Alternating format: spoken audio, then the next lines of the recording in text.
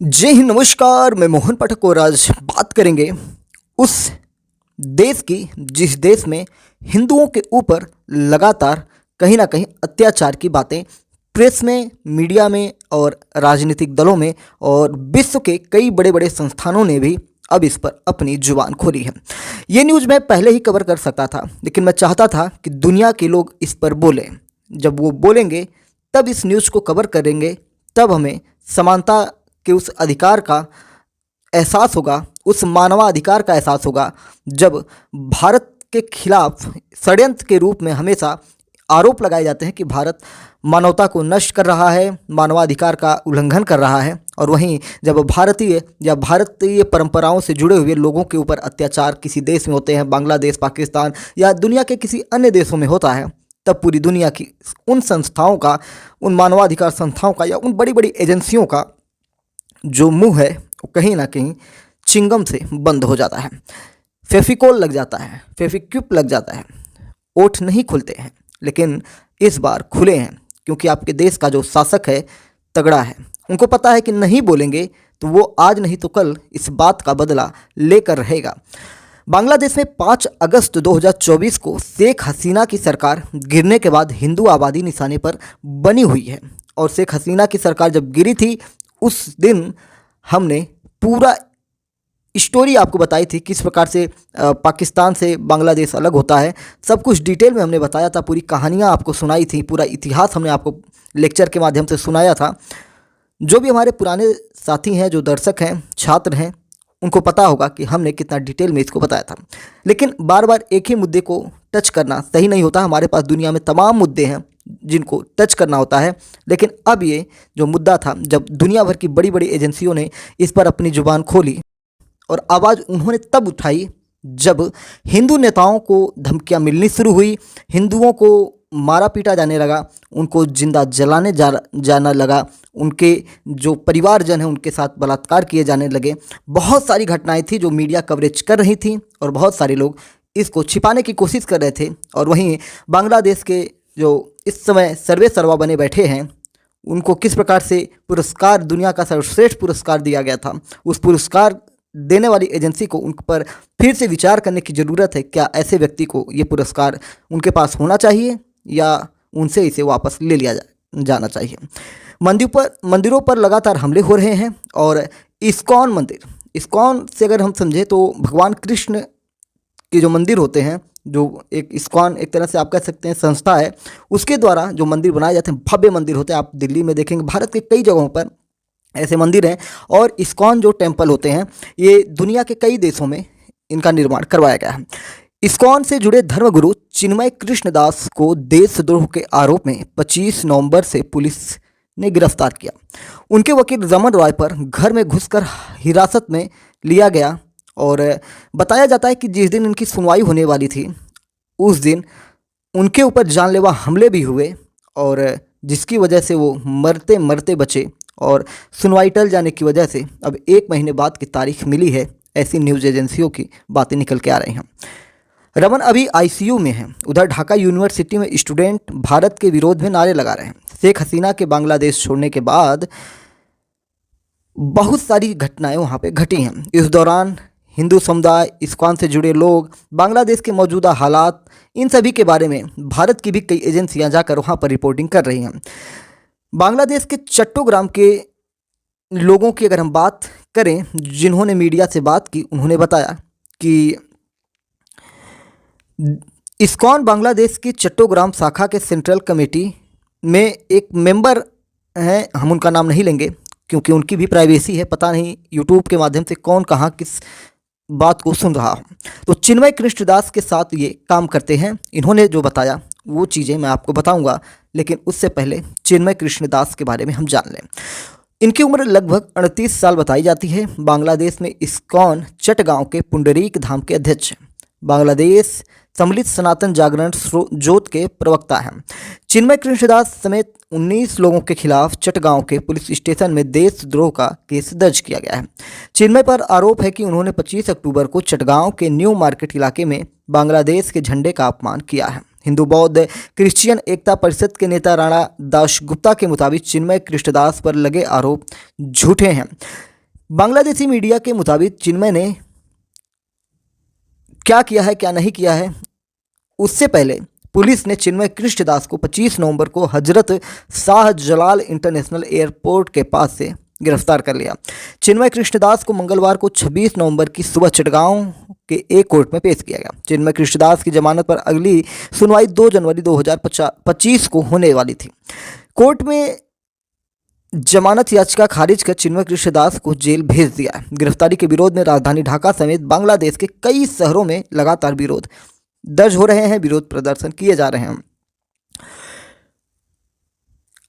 वहाँ के जो हिंदू हैं उनकी अगर हम बात कहें तो वो कहते हैं कि हम इंडियन मीडिया से बात करते हैं तो कोई न्यूज़ देते हैं तो पुलिस उन्हें पकड़ ले जाती है।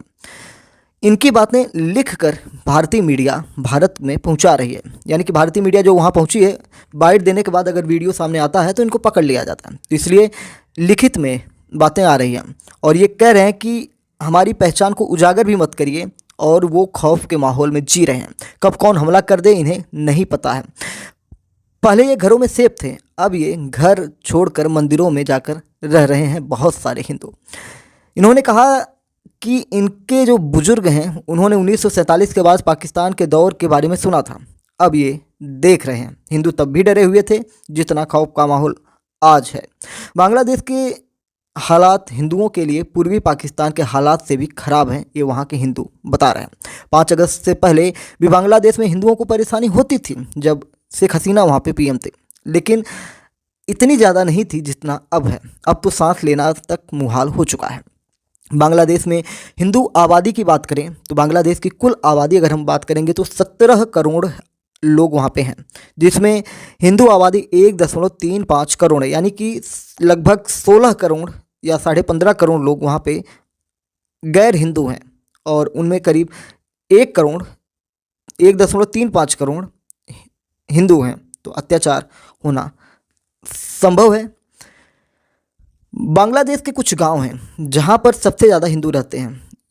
इनमें ठाकुर गांव में 22%, गोपालगंज में 26%, जसोर है, खुलना है। खुलना की हम बात करेंगे क्योंकि खुलना ज़्यादा सेंसिटिव मुद्दा है। यहाँ पे 20% है। मौलवी बाज़ार में 24% हैं। खुलना राज्य के जसोर जिले में 14.4% हिंदू आबादी रहती है। इस्कॉन और चिन्मय कृष्ण के फॉलोअर्स को पुलिस पकड़ रही है। यही वजह है कि चिन्मय कृष्णदास की गिरफ्तारी के बाद से लोग वहाँ छिप छिपा कर रहने लगे हैं, ताकि पुलिस आए तो वो सब भाग सकें या एक साथ रह सकें। अगर वो गिरफ्तार हो सके तो सबको पता भी चले कि इनकी गिरफ्तारी हुई है, क्योंकि अगर घर से उठाती या बाहर से कहीं से उठाती है तो उनके साथ क्या होगा, जिंदा हैं या मारे गए हैं, कोई भी बात नहीं पता चलेगी। अगर ऐसे मंदिरों से उठाए जाएंगे तो सब सार्वजनिक चीज़ें हो जाएंगे। मंदिर में साथ रहने से इनका हौसला भी बढ़ा है, लेकिन बांग्लादेश सरकार अब मंदिर के लिए भी मुसीबत खड़ी कर रही है। सरकार ने इस्कॉन मंदिर से जुड़े बैंक अकाउंट सीज कर दिए हैं। हालत ये है कि मंदिर में ठाकुर जी की सेवा और प्रसाद तक में दिक्कत आ रही है। सरकार हिंदुओं के साथ क्या करना चाहती है ये उनको समझ में नहीं आ रहा है।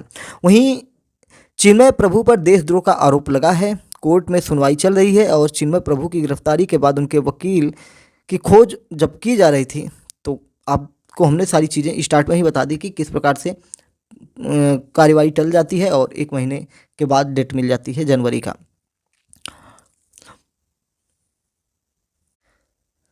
बांग्लादेश में हालात की अगर हम बात करें तो हालात इतने बुरे हैं कि घर से निकलना इनका मुश्किल है। अपनी धार्मिक पहचान तक ये नहीं जाहिर कर सकते हैं या ओढ़ कर खुले में नहीं घूम सकते हैं, यानी कि अगर भगवा पहन के घूम रहे हैं या रुद्राक्ष पहन रहे हैं, हाथों में कलावा बांध रहे हैं या पारंपरिक वेशभूषा में हैं, तब भी इनके ऊपर हमले हो रहे हैं।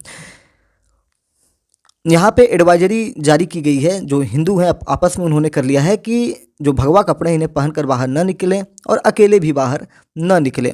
हालांकि ऐसा भी नहीं है कि सभी मुस्लिम खराब हैं, कुछ अच्छे लोग भी यहाँ पे हैं।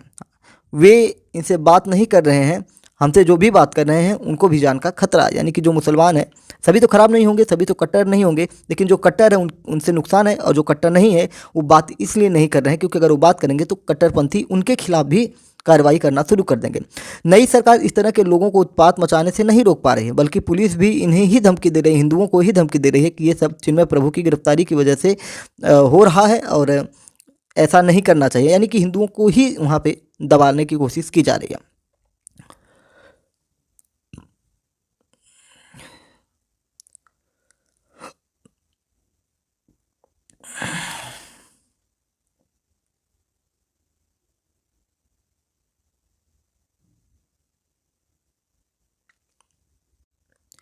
कई मीडिया रिपोर्ट्स में ये दावा किया गया है कि हिंदुओं पर करीब अब तक 1000 से ज़्यादा हमले हो चुके हैं। Human right Congress for monitoring और बांग्लादेश जातीय हिंदू महाजोत संस्था से जुड़े एक व्यक्ति ने बताया कि बांग्लादेश में मौजूदा हालात बहुत ख़राब हैं। कट्टरपंथी मुस्लिम इस्कॉन पर बैन लगाना चाहते हैं।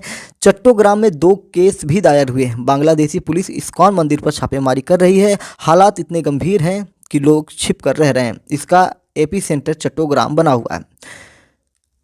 वहाँ के हिंदू कह रहे हैं कि वो 16 साल तक हसीना सरकार में या उनकी सरकार में रह रहे थे, लेकिन उनकी तख्तापलट होने से ही शेख हसीना की सरकार में जो हिंदुओं की स्थिति थी उससे बद से बदतर अब हो गई है। हिंदुओं और मंदिरों पर करीब हजारों हमले हो चुके हैं। भारत ने शेख हसीना का समर्थन किया और शेख हसीना ने इसका फ़ायदा उठाया।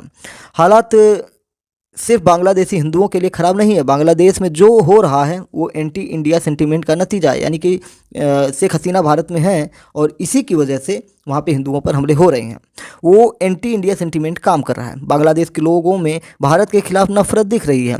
मौजूदा सरकार के ज़्यादातर एडवाइज़र का रुख एंटी इंडियन है। मौजूदा सरकार के कुछ लोग इस्कॉन के खिलाफ रुख रखते हैं। वे सेकुलरिज्म में यकीन नहीं रखते हैं।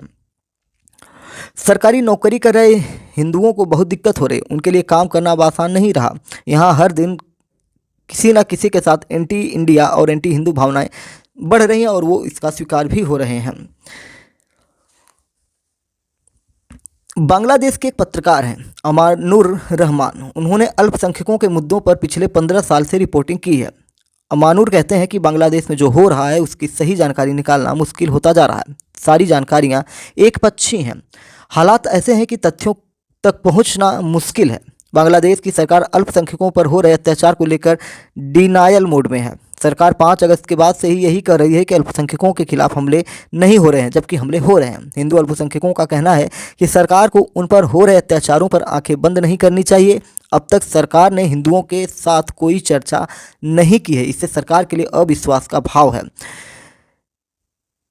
कई हिंदू नेताओं से इनकी जब बात हुई तो उनका कहना है कि आगे क्या होगा कुछ नहीं कहा जा सकता है। मौजूदा सरकार की तरफ से हिंदुओं के लिए कोई पॉजिटिव रुख देखने को नहीं मिल रहा है। उल्टा हिंदू नेताओं पर केस दर्ज करके गिरफ्तार करने का कार्य किया जा रहा है। शेख हसीना के सत्ता छोड़ने के बाद से सबसे बड़े विपक्षी दल बांग्लादेश के नेशनलिस्ट पार्टी के नेता भारत पर हमलावर हैं। बांग्लादेश नेशनलिस्ट पार्टी पूर्व प्रधानमंत्री खालिदा जिया की है। उनकी सरकार के वक्त बांग्लादेश और भारत के बीच अच्छे रिश्ते नहीं थे। पार्टी के सीनियर लीडर और ढाका के मेयर रहे मिर्जा अब्बास ने कहा कि भारत 2 हिंदू देश बनाना चाहता है। वे चट्टोग्राम पर कब्जा करना चाहते हैं। भारत को याद रखना चाहिए कि हमारे पास छोटी सेना है, लेकिन 1971 में हमने बिना ट्रेनिंग के लड़ाई लड़ी थी। मिर्जा अब्बास ने कहा कि राहुल गांधी ने कहा था कि भारत ने बांग्लादेश को आज़ाद कराया। भारत ने बांग्लादेश नहीं बनाया, हमने बांग्लादेश मुक्त कराया। भारत ने तो पाकिस्तान को बांटा और ये अपने स्वार्थ में किया, न कि हमारे लिए किया। यानी कि भारत ने जब पाकिस्तान से बांग्लादेश को अलग कराया तो अब ये वही बांग्लादेशी क्या कर रहे हैं कि भारत अपने स्वार्थ के लिए करवाया, बांग्लादेश को आज़ाद नहीं करवाया। अरे गधों, अब तुमको क्या बताएं। जिन्होंने कहानी नहीं सुनी है, इतिहास नहीं जाना है, तो MPS हिंदी पर सर्च मार सकते हैं और आपको चीज़ें मिल जाएंगी। बांग्लादेश MPS हिंदी लिखेंगे तो कुछ ना कुछ आपको मिल जाएगा सर्च में। भारत और बांग्लादेश के बीच 4367 किलोमीटर लंबी सीमा है। ये बांग्लादेश के इंटरनेशनल बॉर्डर का 94% है। बांग्लादेश को इंडिया लॉक्ड कंट्री कहा जाता है क्योंकि वो लगभग चारों तरफ से भारत से घिरा हुआ है। Paschim Bangal 2217 kilometre, Assam 262 kilometre, Tripura 856 kilometre, Mizoram 318 kilometre और मेघालय 443 किलोमीटर ये जो है अपना बॉर्डर साझा कर रहे हैं। बांग्लादेश साउथ एशिया में भारत का सबसे बड़ा ट्रेड पार्टनर है। वहीं भारत एशिया में बांग्लादेश का दूसरा सबसे बड़ा ट्रेड पार्टनर है। बांग्लादेश सुरक्षा और कारोबार के मामले में पूरी तरह भारत पर निर्भर है, फिर भी भारत को आंख दिखा रहा है। बांग्लादेश चावल, गेहूं, प्याज, लहसुन, चीनी, कॉटन, अनाज, refined petroleum, electronic item, plastic और इस्पात के लिए भारत पर निर्भर है। यानी कि उसका सब कुछ भारत से जाता है। बांग्लादेश का कपड़ा उद्योग भारत से जाने वाले कच्चे माल पर ही निर्भर है। भारत ने पिछले 8 सालों में बांग्लादेश को 8 अरब डॉलर की मदद भी की है। बांग्लादेश को भारत से निर्यात में कमी 2021 में 14 अरब डॉलर, 2022 में 13.8 अरब डॉलर, 2023 में 11.3 अरब डॉलर की हुई है। 2 दिसंबर को त्रिपुरा की राजधानी अगरतला में हिंदू संघर्ष समिति ने चिन्मय प्रभु की गिरफ्तारी के विरोध में रैली निकाली थी। इसी दौरान 50 से ज़्यादा प्रदर्शनकारी बांग्लादेशी असिस्टेंट हाई कमीशन के कैंपस में घुस गए और तोड़फोड़ की। इस मामले में 7 लोगों को अरेस्ट किया गया। अगरतला की घटना के विरोध में ढाका यूनिवर्सिटी के कैंपस में सैकड़ों छात्रों ने भारत के खिलाफ नारे लगाए। बांग्लादेश के अंग्रेजी न्यूज़पेपर द डेली स्टार के मुताबिक प्रदर्शन करने वाले student anti discrimination student movement और बांग्लादेश छात्र अधिकार परिषद से जुड़े हुए थे। बांग्लादेश छात्र अधिकार परिषद के प्रेसिडेंट बिन यामिन मुल्ला ने सभी पॉलिटिकल पार्टियों से भारत के खिलाफ एकजुट होने की अपील की है। इनको नहीं पता है कि इनके दिन लग चुके हैं, क्योंकि अमेरिका में ट्रंप आने वाला है। 1-2 महीने जो उछलना है उछल लो बेटा। अगस्त में हिंसक प्रदर्शन के बाद बहुत सारी चीज़ें दुनिया में निकल के आई हैं। वहीं शेख हसीना की अगर हम बात करेंगे, जिनकी सरकार को पलटकर ये सब मामला निकल के आया है, तो बांग्लादेश की पूर्व प्रधानमंत्री शेख हसीना ने अल्पसंख्यकों पर हो रहे सभी हमलों को, उनकी हत्याओं का जिम्मेदार अंतरिम सरकार के प्रमुख मोहम्मद यूनुस को बताया है। न्यूयॉर्क के एक सेमिनार को वर्चुअली संबोधित करते हुए हसीना ने कहा था कि बांग्लादेश में सामूहिक हत्याओं का जिम्मेदार मुझे बताया जा रहा है, लेकिन हकीकत में मोहम्मद यूनुस हैं, जो छात्र नेताओं के साथ मिले हुए हैं और सामूहिक हत्याओं में शामिल हैं। बांग्लादेश में टीचर, पुलिस पर हमले हो रहे हैं, वे मारे जा रहे हैं, हिंदू, बौद्ध और ईसाइयों को टारगेट किया जा रहा है। यूनुस सरकार के लोग ही सामूहिक हत्याओं के मास्टरमाइंड है। यहां तक कि लंदन से तारिक रहमान ने भी कहा है कि अगर मौतें जारी रही तो सरकार नहीं चल पाएगी। शेख हसीना ने ये स्पष्ट शब्दों में कहा कि मैं जनसंहार नहीं चाहती थी, इसलिए देश छोड़ने का फैसला किया। मेरे वहां से आ जाने से कहीं ना कहीं संहार रुका है। दूसरी तरफ बांग्लादेश के विदेश मंत्रालय ने ढाका में भारतीय उच्चायुक्त प्रणय वर्मा को समन जारी किया। दरअसल सोमवार को अगरतला में बांग्लादेश मिशन पर हमला हुआ था। इस पर बांग्लादेश ने नाराजगी जताई है। इस मामले पर भी उनसे बातचीत की जा रही थी। बांग्लादेश में देशद्रोह के आरोप में जेल में बंद धर्मगुरु चिन्मय कृष्णदास प्रभु के केस की पैरवी करने वाले वकील पर हमला हुआ था। ये चीज़ें मैंने आपको डिटेल में बताई है, तस्वीरें मैंने आपके साथ साझा भी कर दी हैं। भारत के खिलाफ भी प्रदर्शन चालू हो चुके हैं। आपको बता दें कि बांग्लादेश के खुलना में वहाँ पे छात्रों ने और अन्य कट्टरपंथी संगठनों ने भारतीय सहायक उच्चायोग के बाहर प्रदर्शन किया। किसी भी अप्रिय घटना को रोकने के लिए अतिरिक्त पुलिस बल वहाँ पे तैनात थी। ढाका स्थित भारतीय उच्चायोग के बाहर भी सुरक्षा व्यवस्था बढ़ाई गई है। ढाका मेट्रोपॉलिटन पुलिस के डिप्टी कमिश्नर मोहम्मद नूर आलम ने जो बातें कहीं, उन्होंने कहा कि उच्चायोग के सामने अतिरिक्त बल तैनात हैं। नियमित जांच के लिए चौकियां भी बनाई गई हैं। बांग्लादेश में भारतीय टीवी चैनलों पर बैन लगाने की बातें निकल के आई हैं। ढाका हाईकोर्ट ने सभी भारतीय टीवी चैनलों के प्रसारण पर प्रतिबंध लगाने की मांग करते हुए एक रीट याचिका दायर की गई है।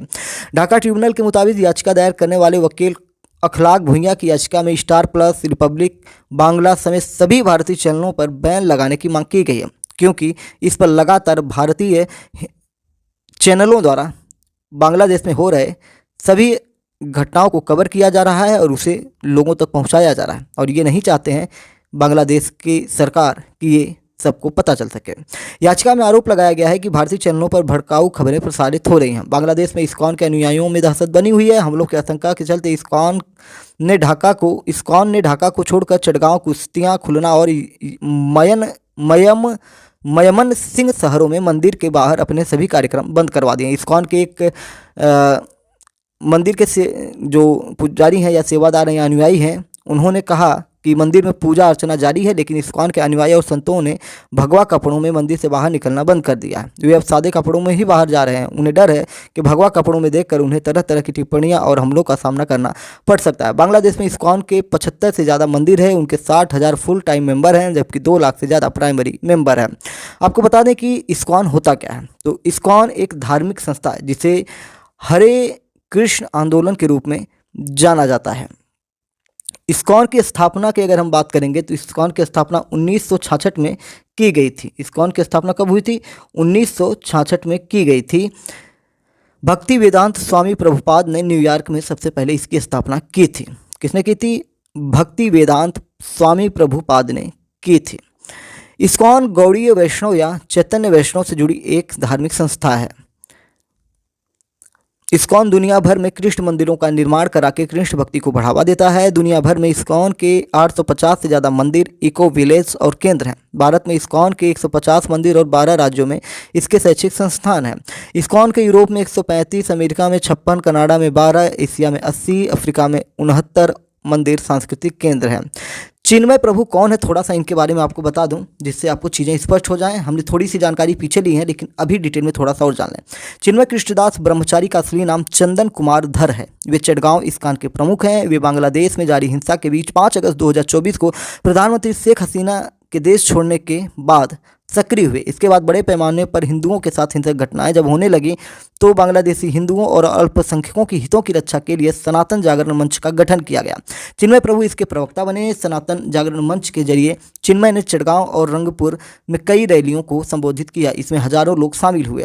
25 अक्टूबर को चटगांव के लाल दिघी मैदान में सनातन जागरण मंच ने 8 सूत्री मांगों को लेकर एक रैली की थी। इसमें चिन्मय कृष्णदास ने भाषण दिया था। इस दौरान न्यू मार्केट चौक पर कुछ लोगों ने आज़ादी स्तंभ पर भगवा ध्वज फहराया था। इस ध्वज पर आमी सनातनी लिखा हुआ था।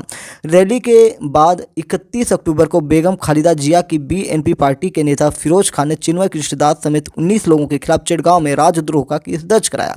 उन पर राष्ट्रीय ध्वज का अपमान करने का आरोप भी लगाया गया। बांग्लादेश सनातन जागरण मंच की 8 मांगें निकल के सामने आई। इन मांगों की अगर हम बात करेंगे तो इसमें अल्पसंख्यकों के खिलाफ जो अपराध हो रहे हैं उनको लेकर प्रमुखता से अपनी बातें रखी गई। इसमें कहा गया कि जो भी अल्पसंख्यकों के खिलाफ अपराध में शामिल लोगों पर सरकार द्वारा क्या किया जाए कि उन पर मुकदमा दायर किया जाए, क्योंकि लगातार हमले हो रहे हैं और किसी भी प्रकार का मुकदमा दर्ज नहीं हो रहा है और ये कहीं ना कहीं आहत करने वाली बात है। अल्पसंख्यक समुदायों के लिए रक्षा के लिए कानून बनाना चाहिए। अल्पसंख्यक समुदाय के पीड़ितों को मुआवजा और पुनर्वास मिले और उनकी सुरक्षा सुनिश्चित की जाए। अल्पसंख्यकों के लिए एक मंत्रालय का गठन भी किया जाना चाहिए। कब्जाई गई मंदिरों की संपत्ति को वापस किया जाए। स्कूल, कॉलेज और हॉस्टलों में अल्पसंख्यकों के लिए प्रार्थना स्थल बनाए जाएं। अल्पसंख्यक समुदाय के शैक्षणिक संस्थानों को बढ़ावा दिया जाए। दुर्गा पूजा के लिए 5 दिन की सार्वजनिक छुट्टी दी जाए। चटगांव में इस्कॉन के प्रमुख चिन्मय कृष्णदास प्रभु की जमानत याचिका खारिज हो चुकी है और महत्वपूर्ण जानकारी ये है कोर्ट का जो मामला है, इसमें ढाका हाईकोर्ट ने 28 सितंबर को इस्कॉन पर बैन लगाने वाली याचिका जो मांग थी उसको खारिज कर दिया था। अदालत में बांग्लादेश की अंतरिम सरकार ने कहा कि इस्कॉन की गतिविधियों के खिलाफ हमने जरूरी कदम उठाए हैं। यह मुद्दा सरकार की प्राथमिकता है। वहीं एक और संत को गिरफ्तार किया गया। चटगांव में इस्कॉन से जुड़े एक धर्मगुरु हैं श्यामदास प्रभु। श्यामदास जेल में बंद चिन्मय दास से मिलने गए थे। उन्हें बिना वारंट के गिरफ्तार किया गया। इस्कॉन कोलकाता के उपाध्यक्ष और प्रवक्ता राधा रमण दास ने इसकी जानकारी लोगों को दी है। बांग्लादेश में 83 इस्कॉन सदस्यों को भारत जाने से भी रोका गया है। बांग्लादेश की इमिग्रेशन पुलिस ने वैध पासपोर्ट और वीज़ा के साथ भारत जा रहे इस्कॉन के 54 सदस्यों को बॉर्डर पर रोका। ये लोग एक धार्मिक समारोह में भाग लेने भारत आ रहे थे। इसे लेकर इमिग्रेशन पुलिस का कहना है कि उनके पास भले ही वैध पासपोर्ट और वीज़ा था लेकिन गवर्नमेंट की स्पेशल परमिशन नहीं थी। अगले दिन इस्कॉन के 29 लोगों को भारत आने से रोका गया, यानी कि भारत ही नहीं आने दिया जा रहा। वहीं पश्चिम बंगाल की मुख्यमंत्री ममता बनर्जी ने बांग्लादेश में शांति सेना भेजे जाने की मांग की। ममता ने कहा कि इसके लिए केंद्र सरकार को संयुक्त राष्ट्र से बातचीत करनी चाहिए। इसके साथ ही उन्होंने कहा कि प्रधानमंत्री मोदी को विदेशी धरती पर अत्याचार का सामना कर रहे भारतीयों को वापस लाना चाहिए। त्रिपुरा की राजधानी अगरतला में बांग्लादेश के असिस्टेंट हाई कमीशन के ऑफिस तोड़फोड़ होती है और हिंदी यहाँ पे जो मामला निकल के आता है वो हमने आपको बता ही दिया। उम्मीद है कि बांग्लादेश में हिंदुओं की वर्तमान स्थिति क्या है वो अब आपको स्पष्ट हो चुकी होगी। जय नमस्कार, भारत माता की जय।